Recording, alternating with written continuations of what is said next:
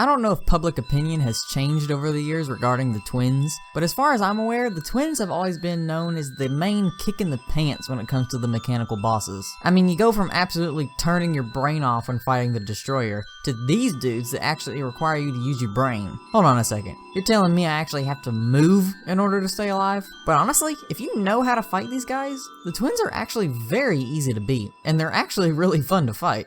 So, that's why this video exists, to show you how to beat the twins as every class on Master Mode. I'll be going through all of the classes, armors, weapons, accessories, and buffs that you'll need in order to beat the twins. So grab your eye drops, because we're about to dive in. Oh hey! Huh? Fuck you!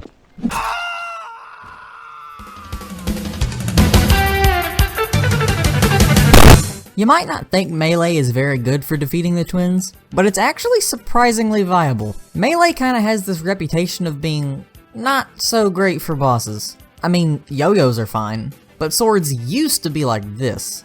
Ugh. But thanks to the balance changes of the Labor of Love update, the Excalibur went from this to By God's light, I smite you! But despite what you might be thinking, we won't be using swords in this battle. Heck, we won't even be using yo-yos. We'll be utilizing the amazing power of this bad boy right here. Despite what some people might tell you, the Shadow Flame Knife slaps harder than a drunk husband in the 1950s when his mashed potatoes were too cold. The Shadow Flame Knife completely and utterly shreds the twins, so make sure you get your hands on it as soon as possible. Now, you might be thinking, Ian, seriously? I have to use the Shadow Flame Knife? Do you realize what I have to go through in order to get this thing? Yeah, I get it. The hard mode Goblin Army sucks doo-doo caca horse testicles. But if you can power through it, you'll be rewarded with an amazing weapon. As for armor, you're gonna want either adamantite or titanium armor. For adamantite armor, use the helmet. For titanium armor, use the mask. If you want to go the extra mile, frost armor also works wonders. For accessories, you're going to want the basics, along with a warrior emblem for the added damage bonus. Make sure you reforge all of your accessories to warding for the added defense. And for potions, you're also going to want the basics. The melee class doesn't really have any specific potions that increase its damage, apart from a wrath potion, but that damage bonus applies to all weapons, so it doesn't really count. Just make sure you got some greater healing potions, along with some iron skin, swiftness, regeneration, and endurance potions. If you're in a Crimson world, substitute the Wrath potion for a Rage potion. And this next one is optional, but if you want to, eat some cooked fish for the well-fed buff. This will also help. Melee is a very good choice to fight the twins with. You got good damage and good defense. All in all, melee is very optimal. But I think it's time to move on to what I consider to be the most optimal class to fight the twins with. Dude, how many shells do you have in that gun? I got 57 more damn rounds in this 4-round magazine.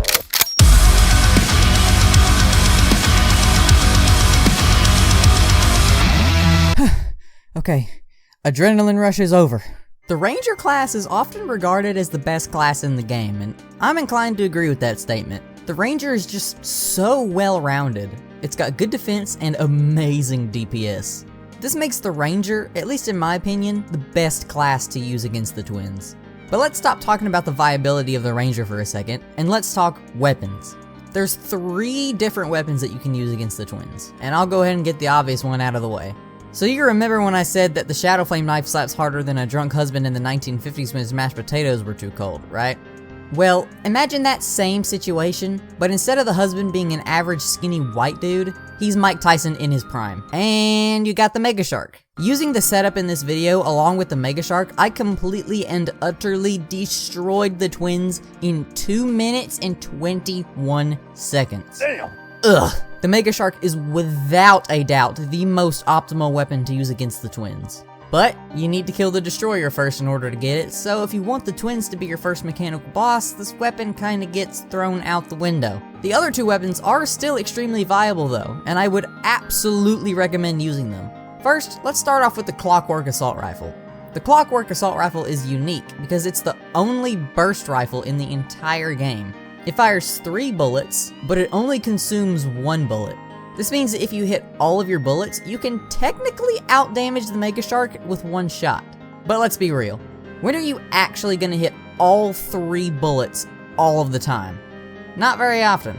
The Clockwork Assault Rifle is very effective when either Spasmatism or Retinazer are charging straight towards you. Because they charge directly towards you in a straight line, you've got a better chance of hitting all of your bullets. It also works pretty good in Spasmatism's second phase when he moves relatively slow. So the Clockwork Assault Rifle works very well, I might add, but the final weapon that we're going to be looking at, in my opinion, does the job just a little bit better. And that weapon is, of course, the one, the only, Onyx Blaster. The Onyx Blaster is probably the best early hard mode ranged weapon you can get. It fires 4 bullets, but it only consumes 1, and it fires an additional projectile that freaking explodes upon contact with any enemy. I might be a little bit biased because this weapon is like in my top 5 favorite weapons of all time, but the Onyx Blaster is probably your best bet for fighting the twins, especially if you've got the right ammo for it. And that's another topic that we need to cover in the range class, ammo. I'll just say this, musket balls are not gonna cut it. You're gonna want some crystal bullets, along with either some cursed bullets or ichor bullets, depending on your world evil. In my opinion, crystal bullets are the best one to use because of their sheer damage output, but you can use either of these 3. They're all equally effective. For your armor, you're gonna wanna wear the inverse of the helmets that we wore for the melee class. So for adamantite armor, use the mask. For titanium armor, use the helmet. And I have to mention it again, frost armor is also extremely effective. Accessories remain the same, except this time, use a ranger emblem for the added damage bonus. Keep in mind, the more damage you can get, the better. Potions also remain the same, except this time add an ammo reservation potion into the mix. This potion gives you a 20% chance to not consume ammo, which is very helpful if you don't want to spend the rest of your life gathering the materials for bullets. Also, if you want to, buy an ammo box. This also gives you a 20% chance to not consume ammo. So yeah, that's the Ranger. You're a lot more squishy than the melee class, but you output an absolute crap ton of damage to compensate. The Ranger is definitely the most effective class to use against the twins. But there is another class that does come close to being as effective, but it misses the mark just a little bit.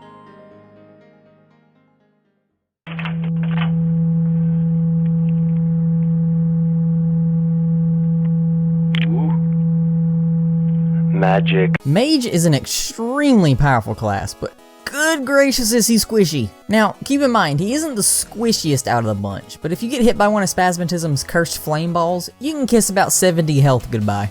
Yeah, that much. But defense shouldn't really matter all that much if you're good at dodging, which if you're playing master mode, you should be good at dodging. But yeah, anyway, enough of the squishy talk, because I'm starting to get squeamish. Let's talk about the mage's weapons.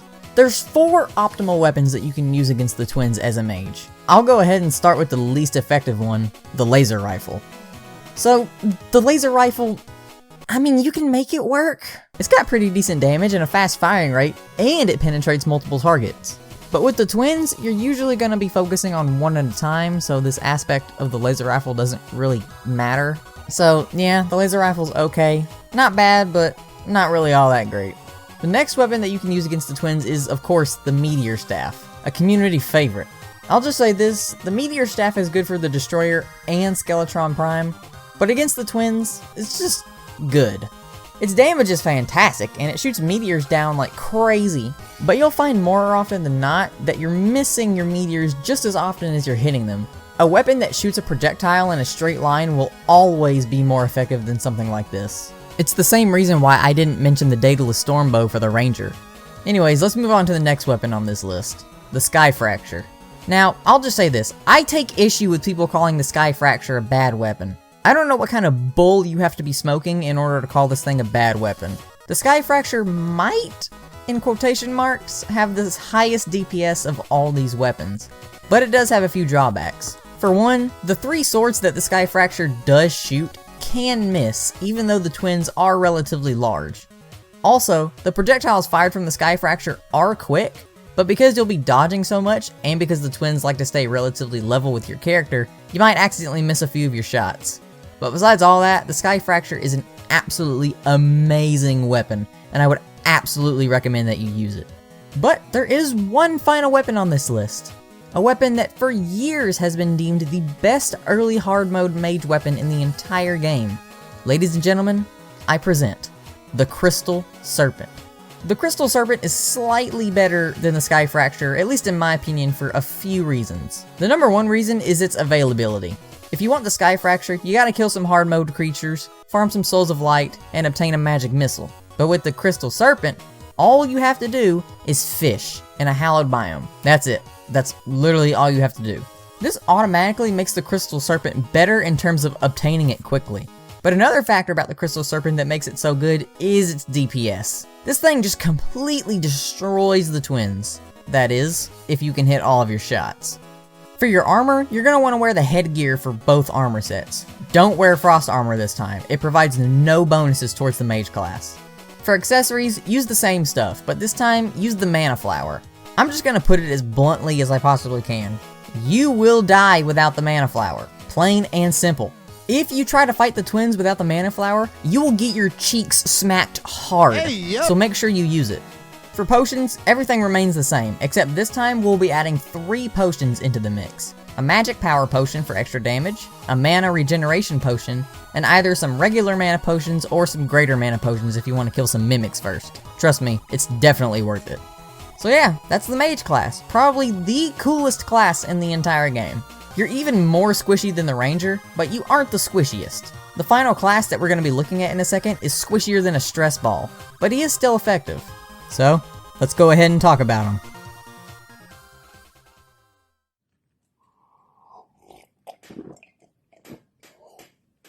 Today's subject is slavery. Alright, I'm just gonna cut to the chase. Summoner is the most simple class to fight the twins with. You've only got 2 weapons that are only really worth using against the twins, and those 2 are the Cool Whip and the Sanguine Staff.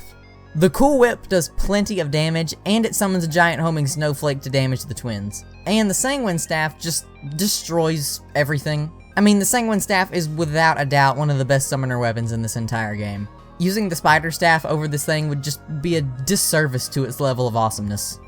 Now, onto armor. The Summoner is the only class on this list with a unique armor set. That armor set being Spider Armor. I'll throw the stats up onto the screen, and yeah, as you can see, you're extremely squishy. This is where warding on all of your accessories really comes in handy. And I'll go ahead and say it now, the only unique accessory that you're going to want to use is the Summoner emblem for the added damage bonus. Okay, editing in here. I just want to say, if you want to, you can also use the pygmy necklace. The pygmy necklace is also really good. I just forgot to mention it. You can use the pygmy necklace. Anyway, back to the video. Potions are also pretty simple. Use the same setup, except this time, drink a Summoner potion to get an extra bat, and utilize a bewitching table for an extra bat. Yeah, Summoner is pretty simple. As long as you're good at dodging and good at whipping, you'll be fine. Alright guys, I'm just gonna be completely honest, this is probably the most effort I've ever put into a single video, and honestly, I want you guys to expect that in the future. I'm kinda tired of releasing gameplays that just kinda require no effort besides me just cutting it down. Now that's not to say that I won't release any more gameplays in the future, but expect to see more of these high quality videos later on down the line.